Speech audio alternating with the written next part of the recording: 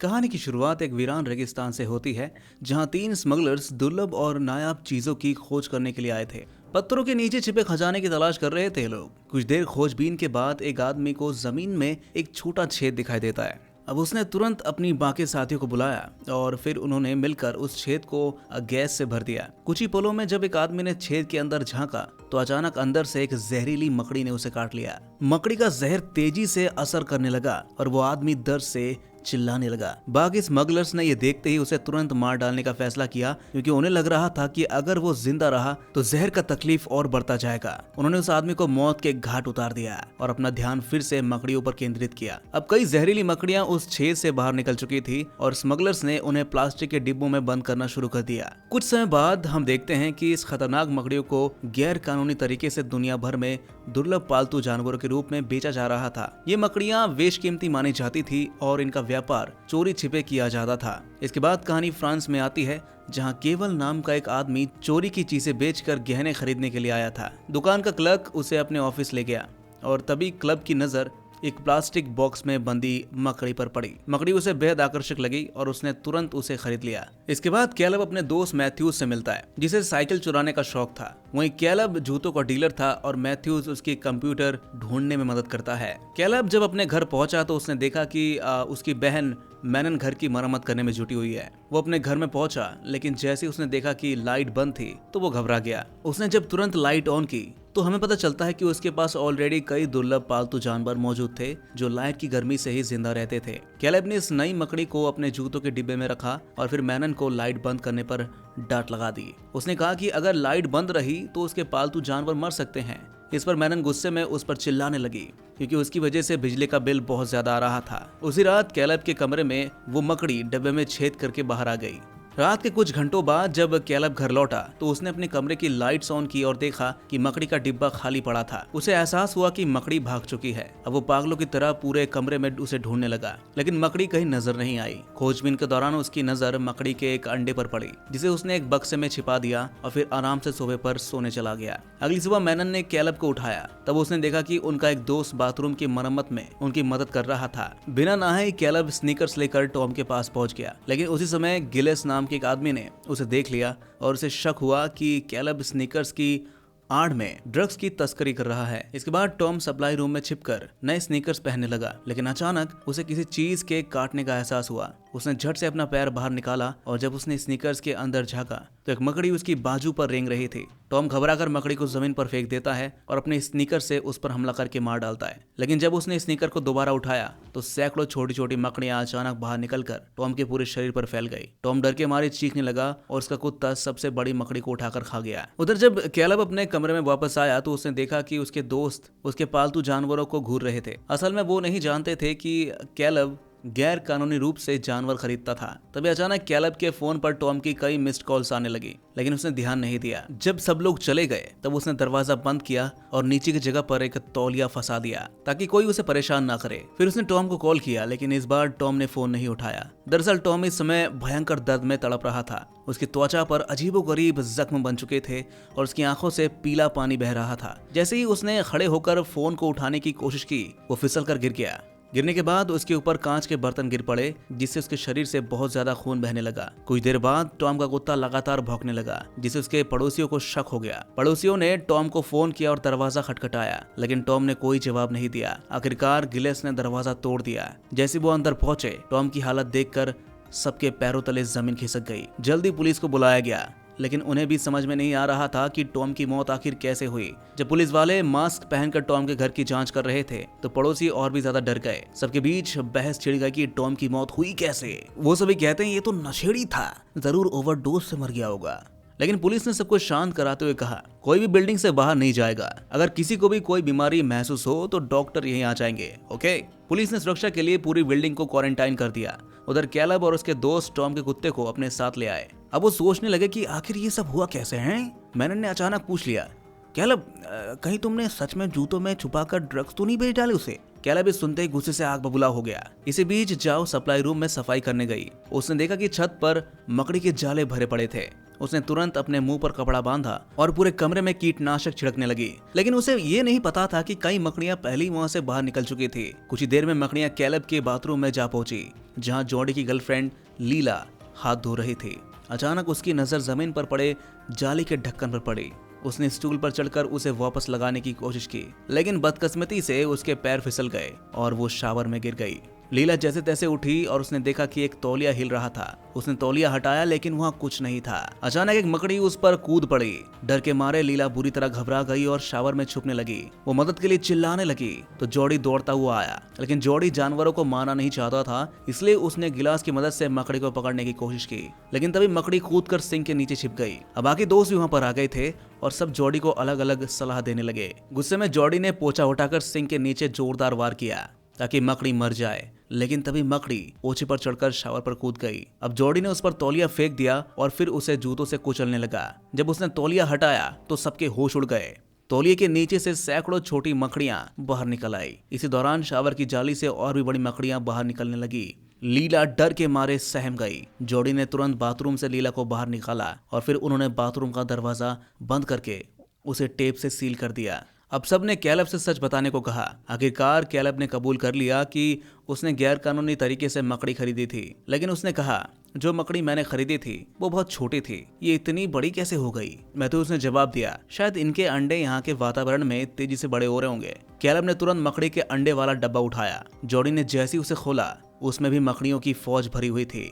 Mathews ने तुरंत tape से उस डब्बे को सील कर दिया। जब अभी भी बिल्डिंग की सफाई ही कर रही थी, तब उसे एक मरी हुई मकड़ी मिली। उसी समय वापस पुलिस आकर घोषणा करती है कि बिल्डिंग में रहने वाले सभी लोगों को क्वारंटाइन में रहना होगा। पुलिस ने बिल्डिंग के बाहर का दरवाजा सील कर दिया, जिसे अब कोई भी बाहर नहीं जा सकता था। जाओ अब आगे बढ़ी तो उसने देखा कि कॉरिडोर में बड़े बड़े मकड़ी के जाले लगे थे, जिनमें पक्षी तक फंसे हुए थे। जाओ ने सावधानी से सीढ़ी लगाई और छत तक पहुंची। उसने एक पैनल का ढक्कन खोला और जैसे उसने अंदर झांका, वहाँ मकड़ियों के घोंसले भरे हुए थे। उसने जल्दी से अपने मुंह को ढककर कीटनाशक स्प्रे का इस्तेमाल किया और फिर एक फ्लैशलाइट की मदद से अंदर देखने लगी। लेकिन तभी अचानक एक मकड़ी उसके चेहरे पर कूद पड़ी। वो घबराकर सीढ़ी से नीचे गिर गई, जिससे उसके सिर पर चोट लग गई।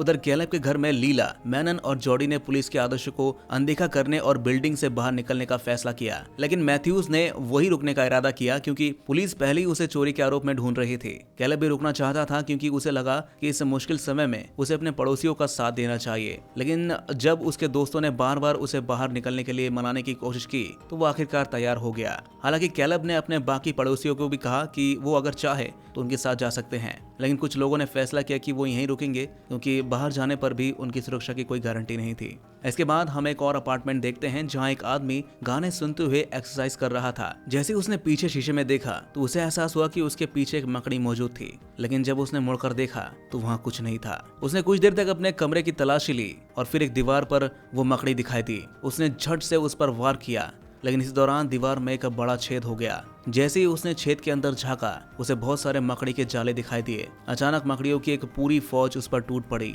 वो आदमी डर के मारे चिल्लाने लगा और मदद के लिए गुहार लगाने लगा, लेकिन उसके पिता दूसरे कमरे में सो रहे थे, इसलिए उन्हें चीखों की आवाज सुनाई नहीं दी। मकड़ियों ने कुछ ही पलों में उसे पूरी तरह से जाल में लपेट लिया और उसकी चीखें धीरे धीरे खत्म होती चली गई। उधर मैथ्यूज और कैलब अपने पड़ोसियों के घर जाकर उन्हें बिल्डिंग छोड़ने की सलाह दे रहे थे, लेकिन लोग इतने डरे हुए थे कि वो बाहर निकलने को तैयार नहीं थे। उन्होंने एक्सरसाइज कर रहे आदमी के दरवाजे को भी खटखटाया, लेकिन अंदर से कोई जवाब नहीं आया, क्योंकि गानों की आवाज बहुत तेज थी। इसके बाद कैलब घबरा कर क्लोडिया को देखने गया, लेकिन उसने दरवाजा नहीं खोला। अंदर से सिर्फ टीवी की आवाज आ रही थी। जब कैलब ने दरवाजा तोड़ा और अंदर देखा तो वहाँ क्लोडिया सोफे पर पड़ी थी, लेकिन जैसे उसने करीब जाकर देखा, क्लोडिया की लाश से सैकड़ों मकड़ियां बाहर निकल आई। ये देखकर कैलब और मैथ्यूज घबराकर वहां से भाग निकले, लेकिन तभी उनके सामने एक बूढ़ा आदमी आया जो उनसे मदद मांग रहा था। मैथ्यूज उसकी मदद करने के लिए आगे बढ़ा, लेकिन कैलब ने उसे रोक दिया, क्योंकि उसने देखा कि उस आदमी को मकड़ी ने काट लिया था। अब उन्होंने उस आदमी को अपने घर लौटने के लिए कहा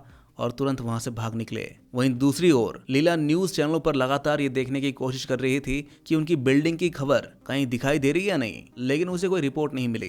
तभी जॉडी ने इंटरनेट पर रिसर्च किया और पता लगाया कि ये मकड़ियां सिक्रिडे प्रजाति की है। इस प्रजाति की मकड़ियां अपने दुश्मनों से लड़ने के लिए अपने शरीर का आकार 10 गुना तक बड़ा कर सकती है। उधर मेनन ने सोशल मीडिया चेक किया, लेकिन वहां भी सरकार की तरफ से कोई चेतावनी नहीं थी। सिर्फ बिल्डिंग के लोग क्वारंटाइन से तंग आकर ट्वीट कर रहे थे। तभी अचानक किचन से कांच टूटने की आवाज सुनाई दी। जब जॉर्डी ने दरवाजे के पीछे झांका तो वहां अजीबोगरीब लिक्विड बह रहा था।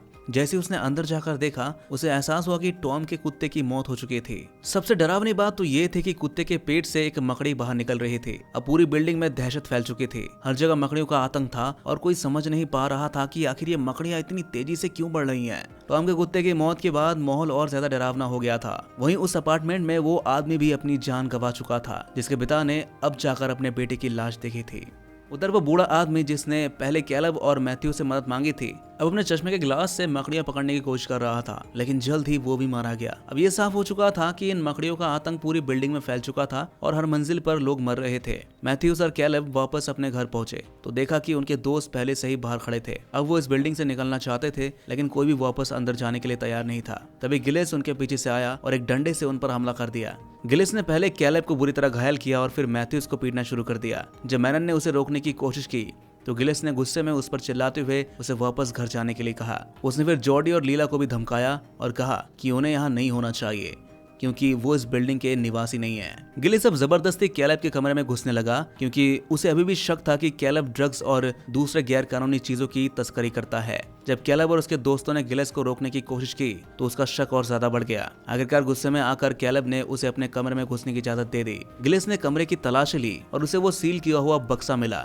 जिसमें मकड़ियों के अंडे थे। उसने बिना सोचे समझे अपने चाकू से बॉक्स खोल दिया और तभी वहां से सैकड़ों मकड़ियां बाहर आ गई। कैलब और उसके साथी घबरा कर घर से बाहर भाग निकले और मकड़ियों को रोकने के लिए दरवाजा बाहर से बंद कर दिया, लेकिन बेचारा गिलेस अंदर ही फंसा रह गया और तड़प तड़प कर मर गया। अब वो सभी सीढ़ियों की ओर भागे, लेकिन हर कोने में मकड़ियों के घने जाले थे। आखिरकार वो एक कॉरिडोर में जा पहुंचे जो पूरी तरह से मकड़ियों के जालों से ढका हुआ था। वहाँ बेहद बड़ी बड़ी मकड़ियां मौजूद थीं। उन्हें गैरेज तक पहुंचना था, इसलिए वो तुरंत नीचे की मंजिल की ओर दौड़ पड़े, लेकिन वहाँ भी मकड़ियों के घने जाले और बड़े आकार की मकड़ियां पहले ही मौजूद थी। अब उनके पास कोई दूसरा रास्ता नहीं था, इसलिए उन्होंने अपने सिर ढक लिए और कॉरिडोर में आगे बढ़ने लगे। मैनन ने पीछे रहकर लाइट को संभालने का फैसला किया, क्योंकि जब लाइट जलती थी तो मकड़ियां दूर रहती थी। बाकी सभी लोग कॉरिडोर पार कर गए थे और अब मैनन की बारी थी, लेकिन जैसे ही वो कॉरिडोर के अंत में पहुंची, लाइट अचानक बंद हो गई और वो मकड़ी के जालों में फंस गई। उसने घबराकर लाइट जलाया तो देखा कि एक मकड़ी उसके करीब आ रही थी, लेकिन उसे जलाने का मतलब था कि बाकी मकड़ियां भी अब हमला कर देंगी, इसलिए वो पूरी ताकत लगाकर भागी और आखिरकार कॉरिडोर के आखिर में पहुंच गई। अब सभी लोग बिल्डिंग से बाहर निकलने की कोशिश कर रहे थे,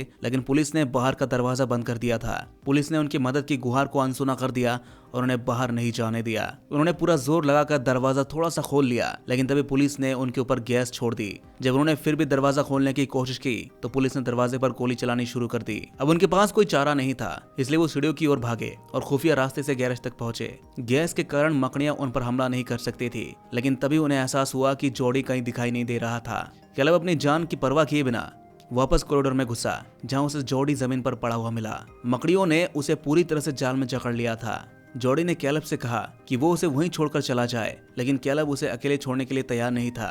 तभी मकड़ियां उस पर हमला करने लगी, इसलिए उसे मजबूर होकर वापस दौड़ना पड़ा। लीला अपने बॉयफ्रेंड को खोने के गम में फूट फूट कर रोने लगी, लेकिन तभी मैथ्यूज की नजर एक अजीब सी लिक्विड पर पड़ी। जब उसने ऊपर देखा तो उसकी आंखें फटी की फटी रह गई। छत पर कई लाशें जालों में फंसी हुई थी और उनमें से एक विशाल मकड़ी बाहर निकल रही थी। मैथ्यूज ने तुरंत अपने दोस्तों को चेतावनी दी और वो सभी जॉर्डी को छोड़कर दरवाजा बंद करके वहां से भाग निकले। अब वो खाली कमरे में पहुंचे, लेकिन लीला बार बार भागकर अपने बॉयफ्रेंड को बचाने की कोशिश कर रही थी। मैनन ने बड़ी मुश्किल से उसे रोका और फिर उन्होंने जॉर्डी की दर्दनाक चीखें सुनी। मैथ्यूज ने जमीन पर रखे एक बैग को देखा जिसमें फायर स्टिक्स और पटाखे थे। उसने अपने दोस्तों से कहा कि अगर वो आग का सही इस्तेमाल करेंगे तो वो मकड़ियों से बच सकते हैं। मैथ्यूज ने सबसे पहले कॉरिडोर में एक पटाखा जलाया। धमाके से छत पर चिपकी सभी मकड़ियां डरकर वहीं रुक गई। फिर वो फायर स्टिक्स को अपने बचाव के लिए चलाकर ध्यान से कॉरिडोर पर लगाने लगे। जैसे ही फायर स्टिक्स की आग बुझी, कैलब ने बैग से एक पेट्रोल बम निकाला और उसे कॉरिडोर में फेंक दिया। वहाँ भयंकर आग लग गई और मकड़ियां अचानक उनके पीछे भागने लगी। वो तेजी से सीढ़ियां चढ़ने लगे और फ्लैश लाइट्स जलाकर मकड़ियों को पीछे हटाने की कोशिश करने लगे। तभी उन्होंने एक अपार्टमेंट से कुछ लोगों की मदद की पुकार सुनी, लेकिन उन्होंने उन्हें अंदर ही रहने की सलाह दी और खुद भागते रहे। अब उनकी फ्लैश लाइट्स की बैटरी खत्म होने लगी थी, इसलिए मैनन ने गिलेस के घर का ताला खोलने की कोशिश की। कुछ ही पलों में दरवाजा खुल गया और वो सभी अंदर घुस गए। उन्होंने मकड़ियों को अंदर आने से रोकने के लिए दरवाजा बंद कर दिया। गिलेस के घर में शरण लेने के बाद कैलब और बाकी लोगों को एहसास हुआ कि हालात और बिगड़ते जा रहे थे। चारों तरफ मकड़ियों का आतंक था और पुलिस ने पूरी बिल्डिंग को सील कर दिया था, जिससे कोई भी बाहर नहीं जा सकता था। सभी लोग डरे हुए थे और अपनी सुरक्षा को लेकर असमंजस में थे। इसी दौरान अचानक खिड़की पर तेज रोशनी पड़ी और कुछ ही पलों में पुलिस ऑफिसर्स जबरदस्ती घर में घुस आए। कैलब ने पुलिस से बाकी पड़ोसियों की मदद करने की गुहार लगाई, लेकिन पुलिस ने उसकी बात अनसुनी कर दी। जब कैलब ने जोर देकर अपनी बात रखी तो एक पुलिस वाले ने गुस्से में आकर उसे जोरदार थप्पड़ मार दिया। इस पर कैलब को भी गुस्सा आ गया और उसने जवाब में पुलिस वाले पर हमला कर दिया। ये देख पुलिस वाले भड़क गए और उन्होंने कैलब को जमीन पर गिराकर उसे बहरे में से पीटना शुरू कर दिया। मैनन ने अपने भाई को बचाने की बहुत कोशिश की, लेकिन पुलिस वाले ने उसे भी धक्का दे दिया। उधर मैथ्यूज भी एक दूसरे पुलिस वाले से भिड़ गया और दोनों के बीच जबरदस्त लड़ाई शुरू हो गई। तब एक दूसरे पुलिस वाले ने मैथिस पर पेपर स्प्रे से हमला कर दिया और उसका गला घोटने की कोशिश करने लगा, लेकिन तभी एन वक्त पर कैलब ने जमीन पर पड़ी एक बंदूक उठाई और उस पुलिस वाले पर फायर कर दिया, जिससे वो तुरंत गिर पड़ा और मैथिस की जान बच गई। उधर बाकी पुलिस वालों ने लड़कियों को कोने में धकेल दिया और उनके ऊपर गैस का हमला कर दिया। दो दूसरे पुलिस वालों ने मिलकर कैलब को काबू कर लिया और आखिरकार पुलिस ने उन सभी को गिरफ्तार करके गैरेज में ले गए। जब वो गैरेज पहुंचे तो पता चला कि पुलिस वाले पहले से ही गैरेज में मकड़ियों से निपटने का तरीका ढूंढ रहे थे।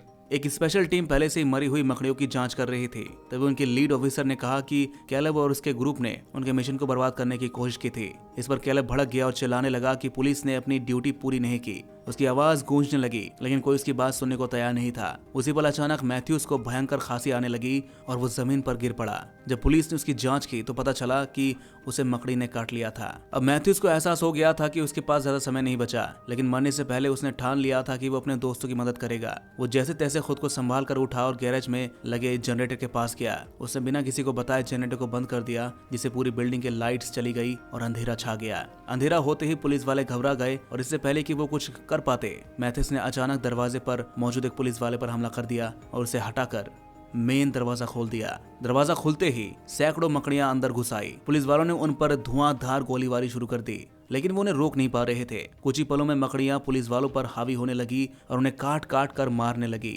कैलब और दोनों लड़कियां इस हंगामे का फायदा उठाकर गैरेज से भाग निकले। जल्दी लीला और कैलब एक गाड़ी के पीछे छुप गए, लेकिन तभी उन्हें एहसास हुआ कि वो लोग मैनन को पीछे छोड़कर आ गए हैं। लीला ने फौरन अपना लाइटर निकाला और कैलब की हथकड़ियां हटाने लगी। तभी उन्होंने देखा कि मकड़ियों ने एक और आदमी को मार डाला था, जिससे अब उनकी जान बचने की संभावना और भी कम हो गई थी। कैलब ने लीला से कहा कि वो गाड़ी में सुरक्षित रहें और खुद अपनी बहन को बचाने के लिए निकल पड़ा। वो चारों ओर फैले मकड़ियों और पुलिस से बचते बचते मैनन तक जा पहुंचा, लेकिन तभी एक गोली उसकी टांग में लग गई। मैनन ने जल्दी से एक फायर एक्सटिंग्विशर उठाया और पास खड़ी एक वैन की खिड़की तोड़कर कैलब को वैन के अंदर खींच लिया। फिर उसने तुरंत कैलब के जख्म पर पट्टी बांधी और अपने किए पर माफी मांगी। अब तक मकड़ियां वैन को चारों ओर से घेर चुकी थी, लेकिन इससे पहले कि वो अंदर घुस पाती, लीला ने गाड़ी की लाइट्स जला दी। लाइट जलते ही मकड़ियां डर कर पीछे हट गई और ये देखकर कैलब और मैनन ने तुरंत वैन से बाहर निकलने की कोशिश की। रास्ते में वो पुलिस और मकड़ियों से बचते हुए लीला की गाड़ी तक जा पहुंचे। लीला पहले से ही तैयार थी और जैसे ही वो गाड़ी में बैठे उसने फौरन गाड़ी घुमा दी और पूरी रफ्तार से बाहर निकलने की कोशिश की, लेकिन तभी बाहर निकलने के गेट पर एक विशाल मकड़ी उनका रास्ता रोककर खड़ी हो गई। एक पल के लिए ऐसा लग रहा था कि अब कैलब की कहानी खत्म हो जाएगी, लेकिन किसी ने भी हार नहीं मानी। लीला ने गाड़ी की लाइट्स बंद कर दी और सभी लोग पूरी तरह शांत हो गए। जैसी लाइट बंद हुई, विशाल मकड़ी धीरे धीरे वहां से चले गई। ये मौका देखकर कैलब ने तुरंत बाहर का गेट खोला और लीला ने पूरी स्पीड में गाड़ी निकाली। फिर लास्ट में वो सभी किसी तरह इस मकड़ी के आतंक से बचकर निकलने में कामयाब हो गए और इसी तरह ये कहानी यहीं पर खत्म हो जाती है। तो दोस्तों, कैसी लगी आपको ये कहानी कमेंट में जरूर बताइएगा और ऐसी मूवी एक्सप्लेनेशन देखने के लिए हमारे इस चैनल को सब्सक्राइब जरूर कर लीजिएगा।